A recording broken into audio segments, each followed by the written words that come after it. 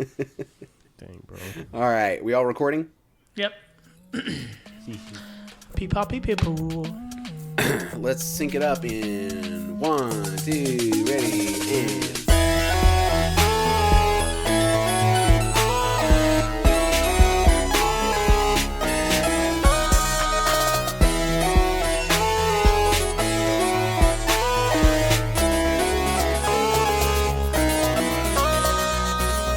Hello, and welcome back to Grass Touchers. After a long week away, we are ready to hit you with our hot takes, how little we play video games, and what's going on out there in the video game sphere. I am Jake. My name is Jared.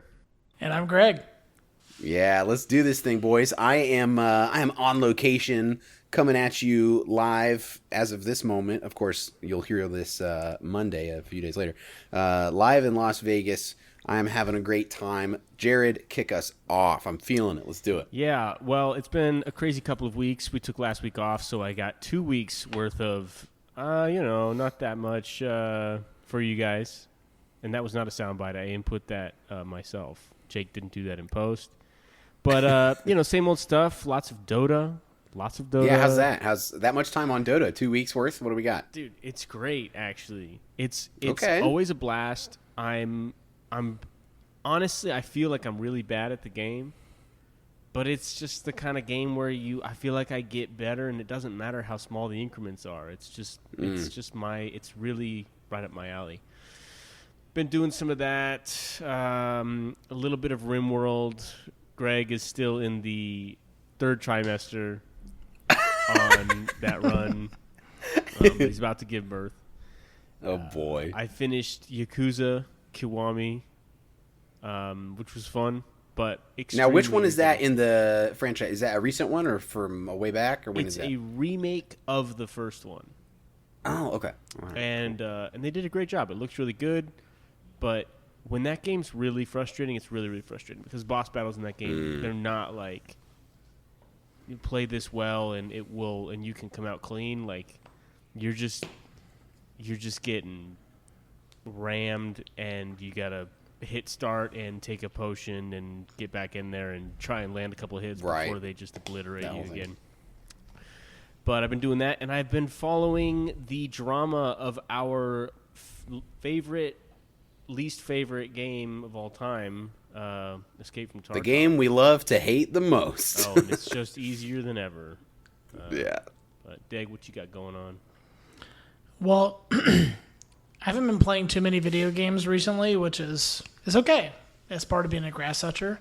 Watching a lot of TV with my beautiful wife.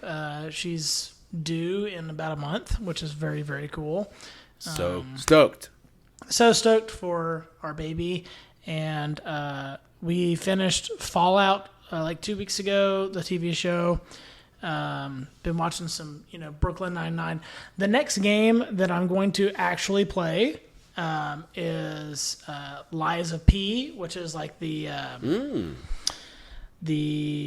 Dark Souls sort of Soulsborne formula game. Right. That's loaded up on my Steam Deck. I got it loaded it up on the Steam Deck a few days ago. Gonna play that. And just trying to figure out the calendar for the next month or so.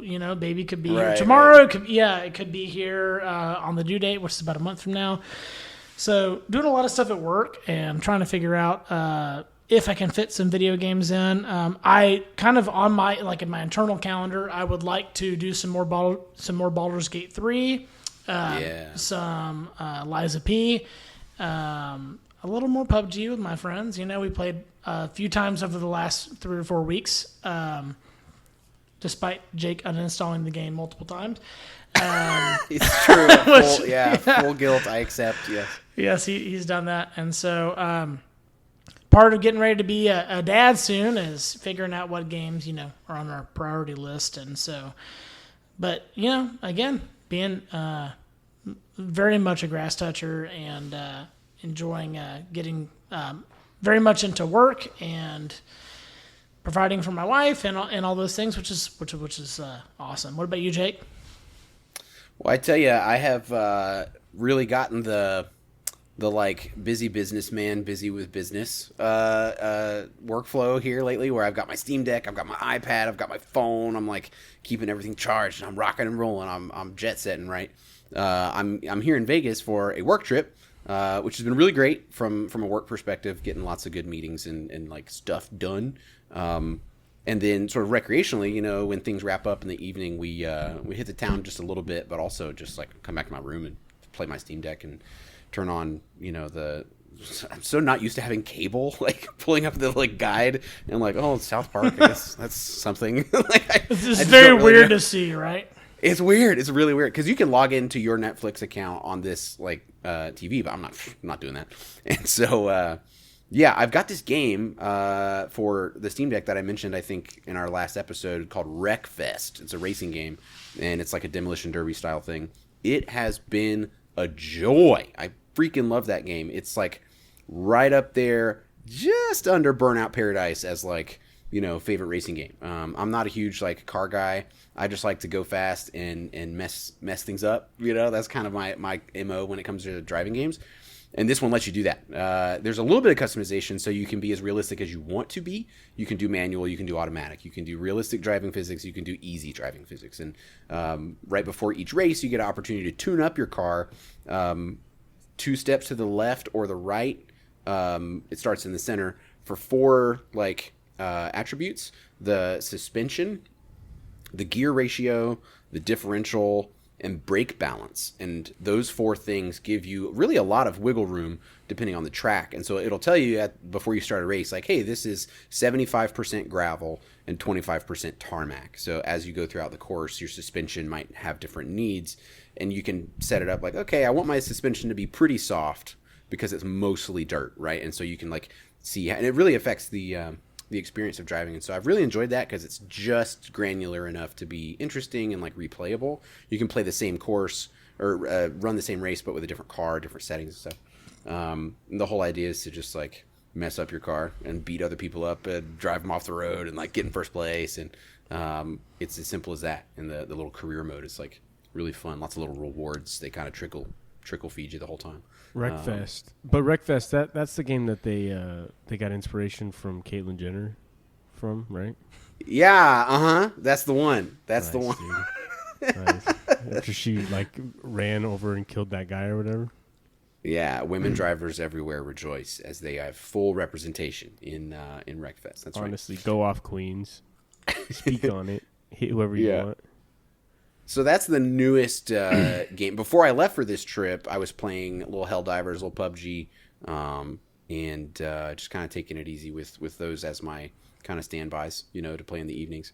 But I honestly, before this trip, I wasn't really playing much because I was trying to score some family time before I left. So, but I tell you what, here's where the real juicy bits come in, boys. This week I've got some things I want to share about Vegas, because coming to Las Vegas in 2024 is so different than the last time I was here, which would have been for my bachelor party or somebody else's bachelor party. 2015. Was that it? 20? Yeah, you got a mind like a steel trap. That's right. 2015. Before I got married, came here for my bachelor party. It's a good time.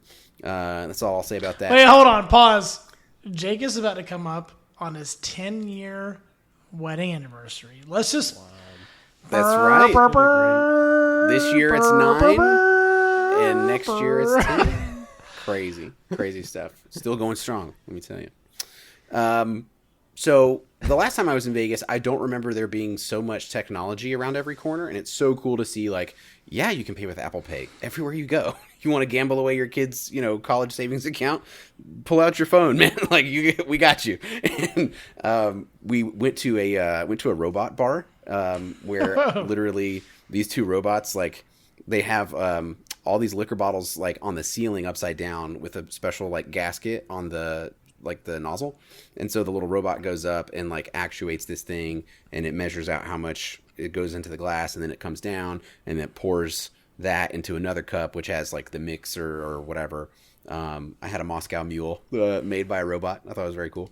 And then there was another, I'm right outside my hotel room has a view of the Sphere, where U2 did that big concert. It's like the latest attraction to the Strip. It's this giant snow globe orb thing sitting on the Strip. I think I already sent you guys a picture of that. So that was very cool. I've really enjoyed that. And then today, the main thing I wanted to tell you about was this VR thing. I sent you guys a video. Check it out while I'm talking about this. So we are in a meeting with this guy at the conference doing some work stuff, right? Busy businessman, busy with business. We're making deals, right? We're shaking hands. We're kissing babies. We're doing the thing. And this guy goes, "Oh, by the way, that place that we're going to meet up later, right near there is a thing called Sandbox VR. And if you guys haven't checked it out, it's pretty cool. Me and my friends that are here at the conference did you send that in? I just texted it to you because it was Okay, great. Yeah, it's a link to the web browser. Sort I of, see. Okay. Pull up. Yeah. So he goes, "Yeah, man, it's actually really realistic. It's not the brand newest, like most incredible VR headsets, but it's good enough for me." Like, he really seemed to enjoy it, and I thought, okay, cool, we'll check it out. I had walked past it before, but I didn't really, pay it any mind. So we go to this meeting, we wrap up, and my buddy and I that I'm traveling with, we go over there, and we're like, you know what? Let's do it. Let's see what the different offerings are. And they have like 8 different games, and they sort of treat them almost like a movie. There's like a movie poster kind of thing on the wall for each of these. There's like a Left 4 Dead, like shoot the zombies in the face thing. There's a like Knights and Dragons and fantasy like RPG thing. We opted for the sci-fi one, where you are like some sort of android robot and you're fighting off a bunch of aliens that have invaded a space elevator, which is like a real thing from sci-fi, this space elevator that goes from like Earth up to low Earth orbit. And it takes place in like the year 2088, and it's got some world building kind of built into it. I kid you not, you guys, I absolutely lost myself in this thing. About 5 minutes in, I was just like, this is where I live now. I am an android. I have entered the machine. I am the ghost in the machine. Like, this is, I was just soaked in because they give you all this play space, and it works really well. They put little sensors on your wrists and your ankles, and then you're wearing a vest, and then you've got this gun. And the way they onboard you into it, they go, all right, hold still. We're going to put on the headset. All right, we're going to put on the headphones. Here's your microphone so your buddies can like hear you. It's just like an Xbox headset so you can communicate. And it just works. Everything was seamless. It worked really well. At first there was a couple of audio issues, but they ironed those out in the first few minutes we got that going. And they show you in this little tutorial thing like how it works. Like when you look at the wall, the little AI like trainer thing tells you, hey, you are an android, and you get to pick one of 2. One of them gets an assault rifle that just sort of has like the best sort of DPS, and then the other, you go step into this other portal and it turns you into the other kind of android called a sentinel, which is what I chose, where you get a pistol, but on your left hand, when you raise it up in front of your face, it's a big like Captain America holographic shield, and you can throw the shield like a disc, like a frisbee. And I was like, it's like disc golf. That's all me. And so my buddy went with the other one, and I was the sentinel with this like shield thing. And so, no kidding, there's this giant, big square room with really clearly defined borders, and the tracking was very good as you walk across the floor. Like when you get to the edge, it tells you. And what was clever about the level design, you are on like I said, this like space elevator that goes from Earth to low Earth orbit. And the premise is you are guarding a package on this elevator as it slowly ascends all the way up. And so thematically, it makes sense that you're stuck on this like big square platform, and that's like your job. It's like you're supposed to guard the platform. And so you didn't really feel like you were constrained because it was kind of written in, to the plot. And I thought that was kind of clever. And so one of the reasons that I got really sucked in was at times the floor beneath you like changes. And sometimes it's transparent, sometimes it's hard steel. When you like stomp your foot, it makes like a clang sound because you're stomping on steel. The enemy types are hugely varied. It reminded me of Helldivers, how the aliens, like some of them spit at you, some of them crawl up, and they're tinier and harder to hit. At one point, the aliens like jumped onto my leg and held on, and I had to like shake them off of my leg. Some of them are like face huggers that like jump onto you, and you have to get your buddy to hold still so you can shoot it off of like his chest. And I absolutely got sucked in. It was so cool. My favorite part was, again, the floor changes, right?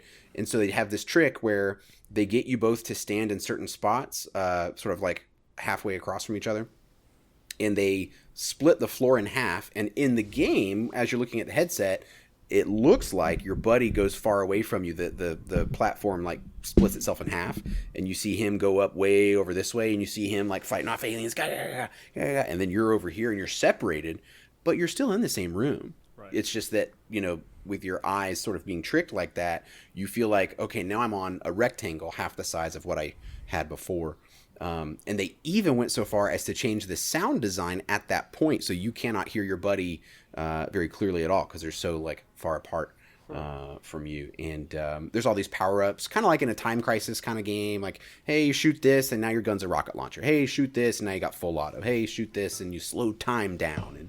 And at one point I was like leaning over, I went right up to the edge of the like grid, and I leaned over and I like pointed my gun over the grid. I could just shoot down to the enemies that were below us. And they really used sort of 360 degrees. Like there were flying bad guys that sort of went open over your head. They would shoot like a big laser beam cannon thing that like swept over you at chest level. So you had to crouch down and dodge it. It was my first time playing a true blue like VR concept that was, a whole room that it was really engrossing. And I don't know, I would do it again in a heartbeat. I thought it was super, super cool. And it was about 45 minutes. It was, a reasonable amount of time. It wasn't like 10 minutes, get out of here, give me your money, Right. And then they gave us a highlight reel of in-game footage for like what we were seeing. And then they also showed like a camera from in the room, like watching us, we look like a bunch of bozos wearing like mocap, things. And so they give you a highlight reel at the end, and they show you like who had the best accuracy and who did the most damage. I had the best accuracy, Kevin, just so you know. Don't forget it. I also had a pistol that was semi-auto, and he had a fully automatic assault rifle, so that probably explains that. But yeah, outrageously cool. If you are anywhere near like a major metropolitan area, look up Sandbox VR and check it out near you. It is very, very cool. Super well done. Deg, hit me with your segment, buddy. I hear we've got some more news about X-Men 97. Let's get into that, huh? Well, I'll tell you what, guys. I've been watching with Casey, shockingly, X-Men 97 recently. And that show is rad. I talked about it last week and probably the week before. What I wanted to talk to you guys about is people making political statements in shows, right? And we've talked about this a little bit, and we're not going to get into our personal feelings, about political statements on this show. But one thing I like that X-Men 97 does is they make some very strong political statements, but it's very artistic. It's very well, very well tempered. It's very well done. There are some political statements on this show that I personally don't agree with, but I appreciate the manner in which that it's done. Right, I appreciate how artistic it is. There's a particular scene where. Not to spoil things, where Magneto, who's like supposedly a big villain, right? Right. He actually has a few very long monologues in X-Men 97. And he gives a long monologue about mutant rights and about how mutants are treated by society. And it's very obvious they're making an allusion to any subset of society that is underrepresented, there's very much an allusion that's made to that. And what I appreciate about the show is they are very mindful of being artistic about it. And I just think it's very cool, like the way they do it. And I don't always agree with what statements they're making, but what are you guys' thoughts about the artistry of making a political statement in a show and how people handle that? And what do you guys think about that? I think kind of off shooting from the hip here, off the old dome. The bottom line for me is it needs to be if you're making any kind of argument as a piece of art, very well should perhaps, it just needs to be made in good faith, right? The idea, and what I mean by that is supposing that there's two sides to something. Generally there are. assume that the other side has its best interests in mind, or so it thinks, and that the other side is sort of genuinely, arguing like for a cause and also has people's best interests in mind. Yes. And then finding a way to reckon with those to truly bring both of them to light, as equally as possible. I'm not saying art can't take a stance. Please do your thing. Art is made by people, and people have thoughts and feelings, and like take the stance that you want to take. But as long as the various sort of sides or kind of perspectives on something are all given a little screen time, I think you can't really lose. And yeah, I would agree that it needs to be done pretty artfully, thoughtfully. You don't want to resort to a ludicrous amount of like, sort of stereotyping, and like it's fun and it's way easier to just like straw man an argument and be like, see, this is what all these people feel like. This is what all these people sound like to me. That's sort of the low road, right? And I think as long as a show or movie or video game or whatever makes an argument in good faith, taking all parties into account, I'm down, and I'll listen. I'll listen or watch or play, whatever the case may be. I've played lots of challenging media that I did not, agree with kind of the thrust of the director or the creatives behind it, but I could still like appreciate it because it was well done. One of my favorite video games that took a stance was a game called Spec Ops: The Line. That was pretty legendary at the time for taking a very very interesting turn at the end of that game and making statements about warfare, about violence, and about right and wrong, and how lines get very blurry in combat. And I thought that was a really interesting take, because if you first boot it up, it feels like another super fun, action-packed, brain-dead, just like shooter. And then it starts asking questions, and it kind of gets the player to look at things from new angles and hear from voices you wouldn't normally hear from. And then by the end of it, you're in a totally different place, and you go, oh, shoot. You actually like feel feelings. But anyway, what about you, Jared? How do you deal with all this kind of stuff?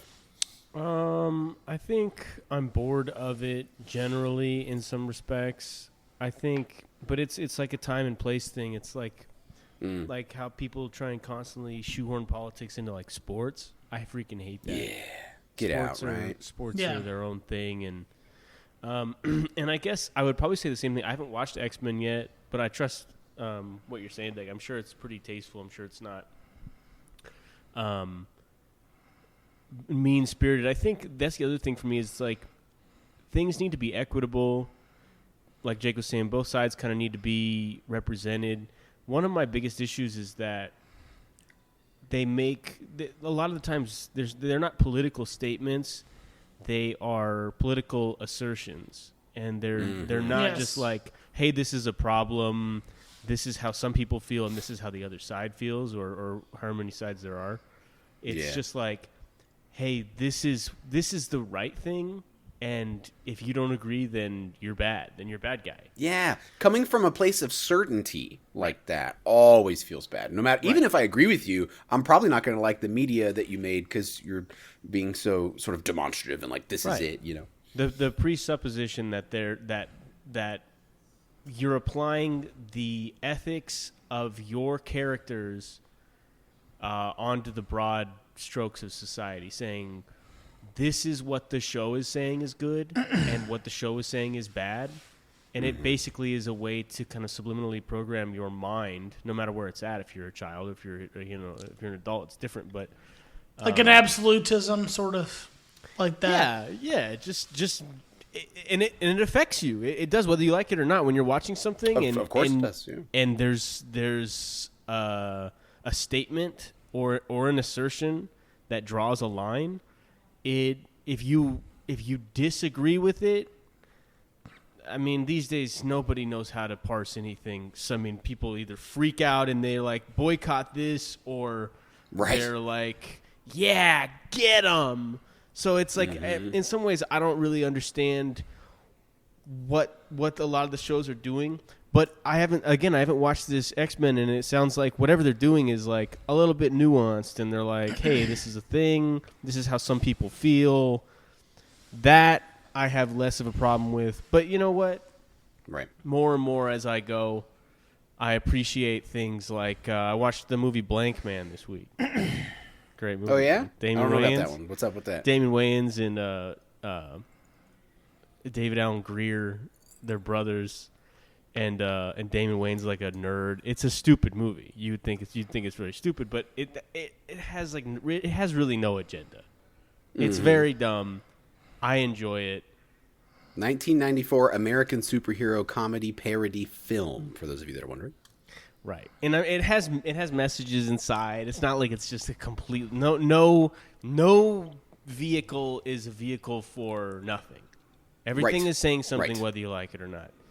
But I think for me, it's a time and a place thing, and I appreciate it most when both sides are kind of represented in an equal fashion, because it can be done. And the best shows, I would argue, are able to accomplish that. They're able to go, hey, people are nuanced.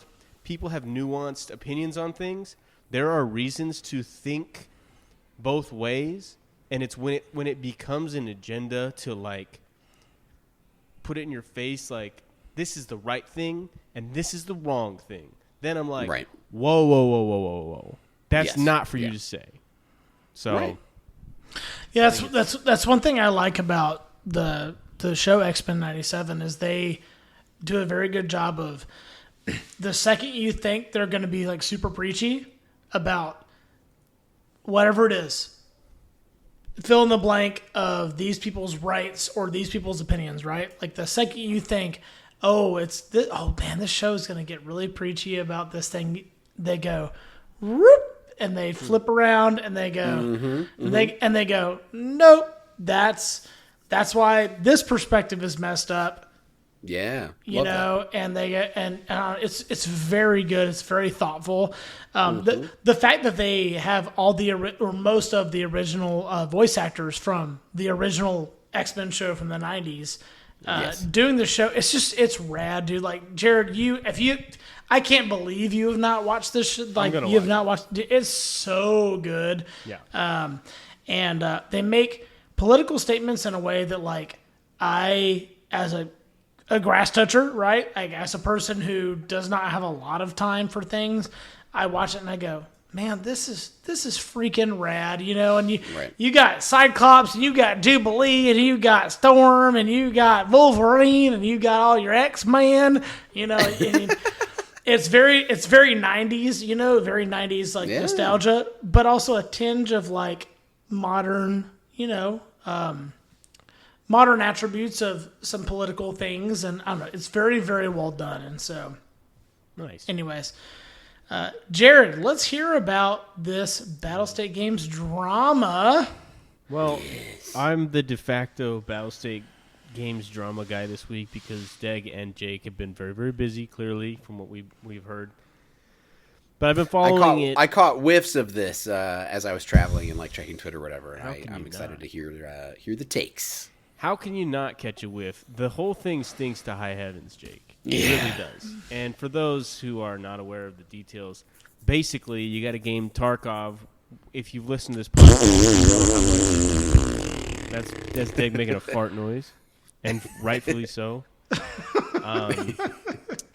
We hate this game. We've played a lot of it, but we hate it. And part of the reason we hate it is what makes this so beautiful, this moment in time. Yeah, dude. Battlestate has betrayed which is also hilarious, that all the premium users basically. So Battlestate implemented a pricing structure starting at about, I think it was $45 for the starter pack, which is the peasant pack.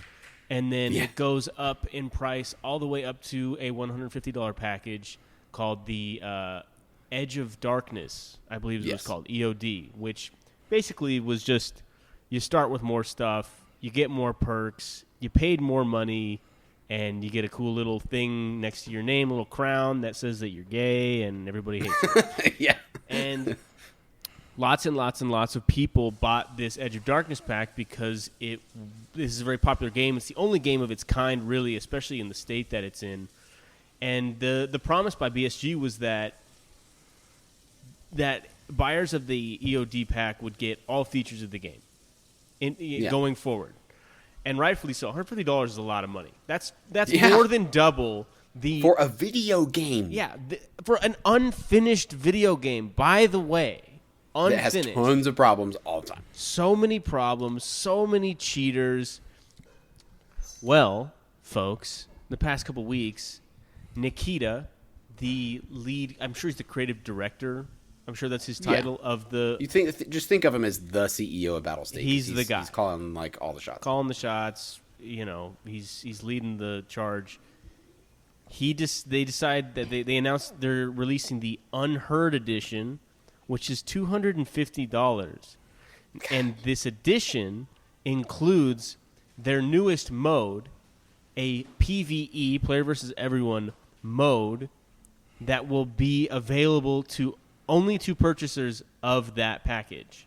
If you are now, I want to qualify that a little bit. PvE, I took that to mean players versus environment. Like there's no other. It's co-op. Yeah, it's co-op, and there's no like adversary player characters, which is hilarious because what this essentially means. By the way, the EOD buyers do not they don't get access to this. Okay, they're enraged, obviously for good reason, but also one of my favorite parts about this, moving past what's obvious here, that's predatory. It's lying to your player base. It's all the bad things right away that you think, but it gets even worse because what it essentially is coming hot off the heels of releasing the arena mode, which nobody likes and which is broken and which nobody plays and nobody cares about. That was a premium feature that the EOD buyers got to access. Tanked. They spend a bunch of money developing that and setting up infrastructure for that. Nobody wants to play it. Nobody cares. So they say, okay, what's our biggest problem with the game? Cheaters. Okay? So let's create a mode where cheaters aren't a problem, but let's charge everybody a ton of money for the price of more than 4 times a AAA title, modern AAA title, which are $70, by the way, out there, folks. $250 for this new mode to essentially say, hey, if you want to escape our cheating problem, which is our problem to fix, which we refuse to fix because cheaters' money is green too. Yeah, and actually, I would wager to say that cheaters make up a large amount of their revenue because they get cheaters to buy the game, and then they let them cheat long enough that the cheaters can make money, and then they'll ban the cheaters close to the end of a ban wave or close to a wipe, and then the cheaters, they get banned. Guess what they do? They buy another account when the new wipe comes up. So here's guess who profits? $45, Nikita. Yeah, guess who profits? It is racketeering. Yeah. It's racketeering. It's horrendous. On a video game level. They are running a racket. They're saying, they're basically like dealers. They're like, hey, you kick up to us. Right. You have to take a little bit of the hit, but we all win here. The only people getting screwed are the people who actually want to enjoy the game. Yeah. So on top of the fact that they lied to their entire player base and tried to charge them $250 for a quote unquote premium feature, which should be a part of the game anyways because it's already $45 to $150. Yeah. They're doing it to make regular players pay for the things that they should have already fixed. The massive cheater problem.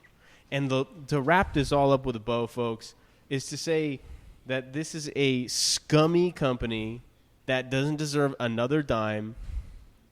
Of course, there's going to be people that continue to play and continue to buy. I don't know how you can do that. At this point, it makes no sense to me. Because this is the most egregious offense against consumers, and I would assume that they're going to get sued. They have to get sued for this. I mean, something's got to happen, right? Like, you would think that the bottom's got to fall out. You would think that something's got to give. Like, goodness gracious. But, and it's like, I don't know how there's not a class action suit in order for this. When you pay for a product and that product is fundamentally flawed, never mind the fact that it's probably never going to actually get finished and they're not going to fulfill all the promises they made. That's fine. We're past that. Steam's early access already brought us past that. We've done it before. developers that bail on a project late because they made their money and there's no incentive to continue going, fine. But what we're talking about now is them purposely manipulating a player base and allowing, basically sanctioning a bad, incomplete product and then profiting off of it. I mean, I just don't know. I don't understand how this hasn't become a legal issue yet. Right. Because games are fun and games are for kids, and we're way beyond that. Yeah. Yeah, these guys have absolutely blown me away with the new depths that they have sunk to, because just when I thought, as you have eloquently described, just when I thought I understood the depth of their racketeering sort of nonsense, the cheaters problem, there's no shortage of documentation on YouTube and elsewhere of how folks are making real money trades in the game and making it so that they can just cheat their way to success and truly monetize that success in the game because of the way the economy in the game works. Right. Now they've done this thing where even the diehards that are at the core of Tarkov, that are creating content, that are buying the most expensive copy of the game so that they can show their stream subscribers what that looks like and try to achieve at a high level in the game. They have even bent those people over, and it's like, who do you expect? What sucks is I think they understand that they can basically do no wrong, because there are rabid fans of this game that every time you complain about something happening in the game that ruins your experience, they say, well, guess this isn't the game for you, bud. Get good. This is not for you. Tarkov is hard. So is life. Get over it. Tough cookies. Right. It's like, video games are supposed to be fun, like a little bit. Like, I get that this is a punishing Soviet era or Soviet sort of styled, real masochistic freaking game. But what's going on in this is truly reprehensibly bad, and it's not good for the video game community at large. It's certainly not good if you're a Tarkov fan. It's bad even if you like Tarkov, Right. And who's going to do something about it? Who's going to start that class action suit? If I ain't got time for that. But if somebody started it, I would join that in a heartbeat, right? Because if the listeners aren't familiar, one of the problems with offering a version of the servers, a version of the game that does not have PvP, that is, honestly, it's problematic on another level too. But the way that would work would be really rad. I would play that with you guys all day, because then we don't have to deal with these bozos that never touch grass. And you could still have a pretty decent challenge with the scavs. I'm sure the scavs would not be a piece of cake to deal with in that mode. I bet there'd be maybe higher spawn rates of bosses. Maybe the loot tables are different or harder to come by certain things. It could have been cool, but it also, this is what I was saying about how it's problematic on another level, it would have introduced a new problem for real money trading. Because just like in, say, the Dark Souls community, you could farm a boss and find some way to kind of cheese that boss, right? If you go into a raid in Tarkov with 3 friends and you blow the scavs away, no problem, because you go in there super, super geared. There's nobody PvPing you, trying to snipe you from the woods with a thermal scope or whatever. Right. You go to this boss, you spam grenades, you bring in, a Dishka or some giant gun, and you could just cheese and farm the rewards of that. And if that's the same, if that's on the same layer of the economy as the PvP version of the game, that's going to blow away like the stability of the market and what items are worth what. That's one of the reasons there's all these rabid fans of the game that they tell you tough cookies, Tarkov is hard. The economy and the sense of success and the sense of kind of gambling is the spinal cord of that game. Is that you have gear, you take in the gear, if you die you lose it all except for what goes in this little square. And so it was already problematic to have a PvP less version of the game, and for them to deliver it in an absolutely egregious way is comedy gold. And I hope that they have read every hateful comment on Twitter and let it soak into their bones, because they are really leading leading the way in terms of scummy video game practices. And this is coming from somebody who's played a lot of Ubisoft games and EA games, and you know what I mean? Like, as if video game companies don't have bad raps already, you guys have really taken the cake, BSG. But hey, you know what that kind of gives us the chance to wrap up with is that game that we covered a little while ago called Gray Zone Warfare. That was similar but different. What'd you see about Gray Zone Warfare with all this fracas going on, Jared? They launched officially into early access on Steam this week, and it was clearly very rushed. But at the same time, I don't blame them. I'm actually kind of happy they did it because people are already so spurned by BSG that I can't imagine this company will make the same mistakes. Also, it's got the backing of Steam Early Access, which and there's refunds on Steam. Things are much more sanctioned. It is rushed. It is not ready at all from what I hear. Servers are a mess. Everything's a mess. AI is a mess. Graphically, optimization, it's a mess. It's not one that I'm buying right now, but I know that a lot of people are. And if it gives these guys funding to do what Tarkov did well, and then to also do what Tarkov failed to do, then it will be great, because this is what a good free market is based on: competition. Yeah, we all win when a better product comes out. Yes. I just hope that they deliver.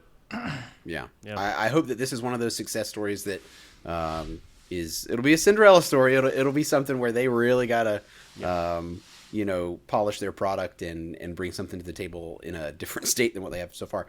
But taking the way that BSG fumbled the bag so hard and capitalizing on it, I really do hope that pans out for them. Even if, like you said, it was just sort of a temporary like cash intake kind of measure.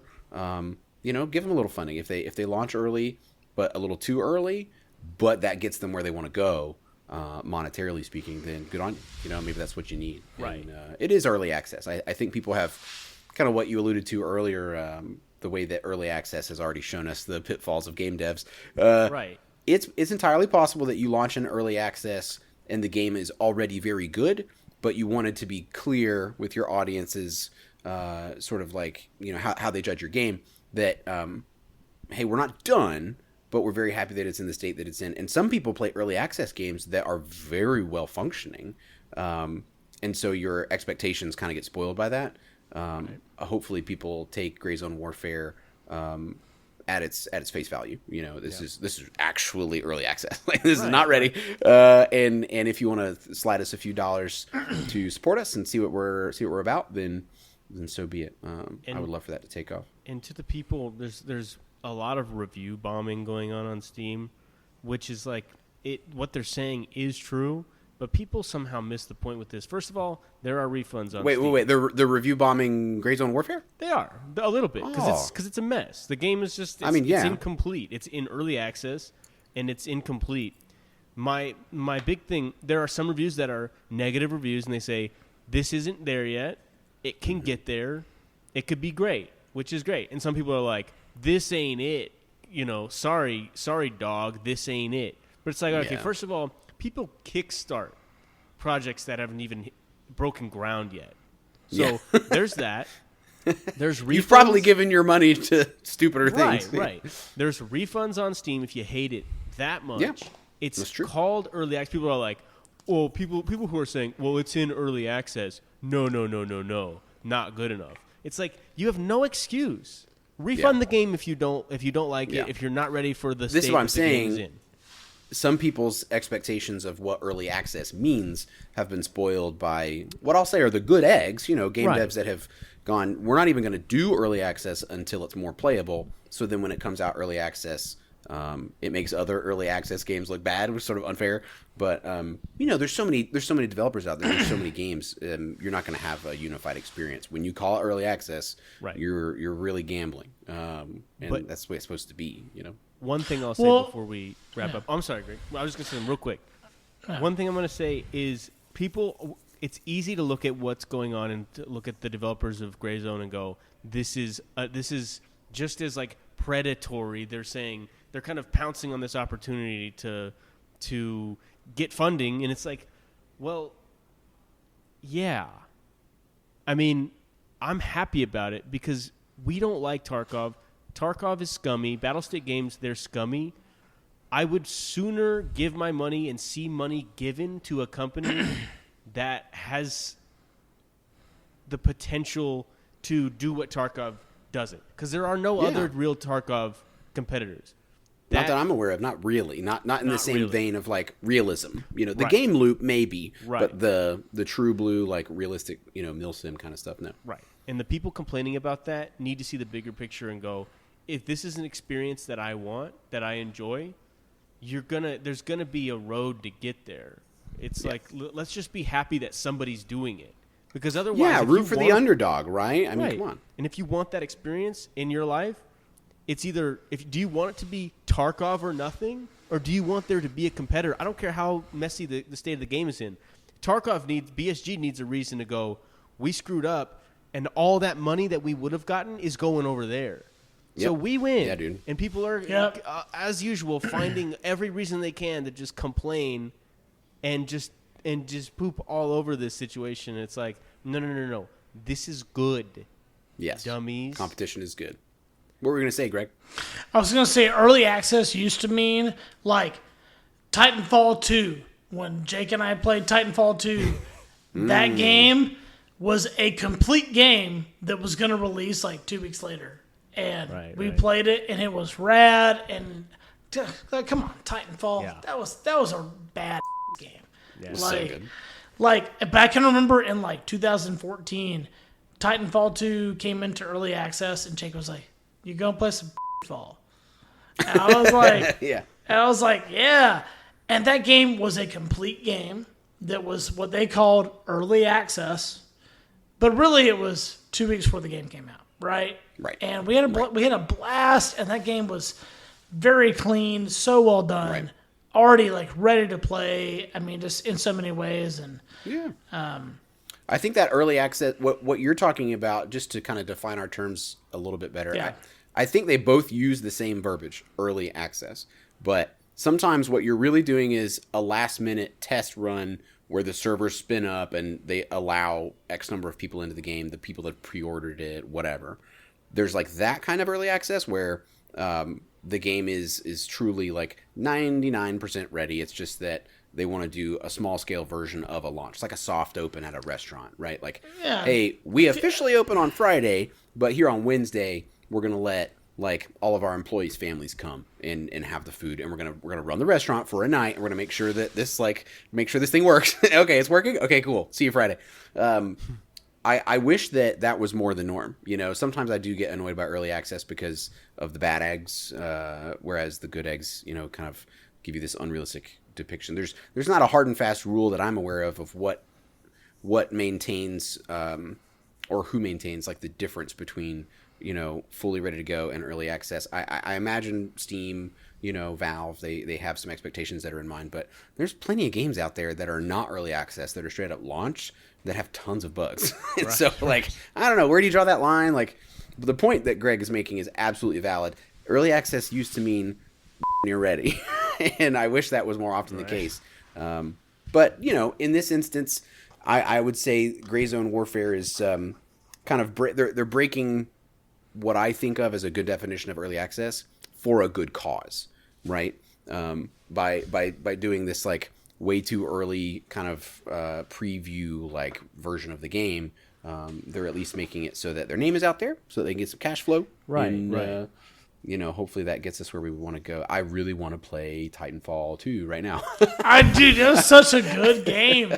It was Are so those good. servers live? I feel like they might be still. I don't know if they're They're still live. still live a bit. That game rocks. You know, Yeah. Apex Legends is in the same like universe as that, and it's so sad to me that Apex Legends has replaced Titanfall in terms of like things that get attention or funding. You know, Titanfall 2, listener, is still a great game if you want to play the best FPS campaign there has ever been. It's like $5 hands all the down. time.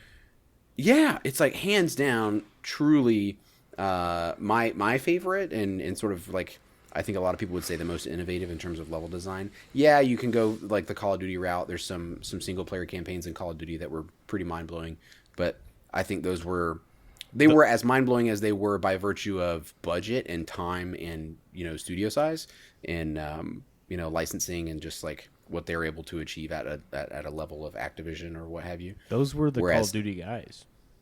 Right, and this is the thing, the Titanfall 2 crew had that same like DNA, and they just came in with like fresh ideas that were, different. And of course it's in this sci-fi futuristic setting, so they can't just call upon like the Navy SEAL kind of like epic action movie montage moment.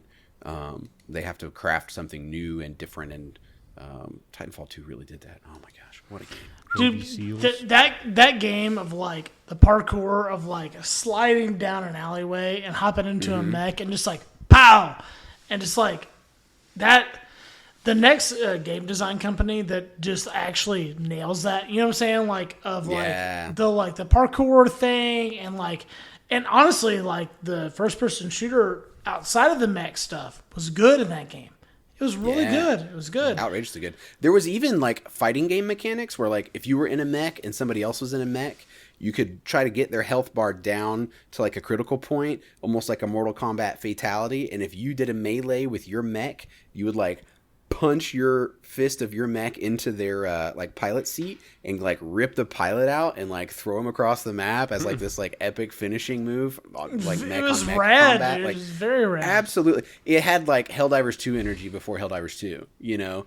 Big explosions, crazy stunts, like stuff that shouldn't be possible is happening, and there's explosions everywhere. The guns were massive. When you were like on foot running next to a friendly Titan and they were like clunk, clunk, clunk, clunk, clunk, clunk, shooting the biggest gun you've ever seen like 10 feet from your head, it was like, hey buddy. Yeah. So rad. Well, boys, I'm so glad we hit it again this week. Thanks for making the time. Listeners, thank you so much for your support. Stay tuned to our Instagram at 3grasstouchers, our YouTube channel at 3grasstouchers. Follow us on Apple Podcasts, on Spotify. Leave a like, leave a comment, leave a review. Don't forget we've got a Q&A feature. We love to hear from you. If you've got anything that you want us to address or you want to pick our brains about, the DMs are wide open. Please let us know your thoughts. And until next time, please don't forget, get out there and touch some grass.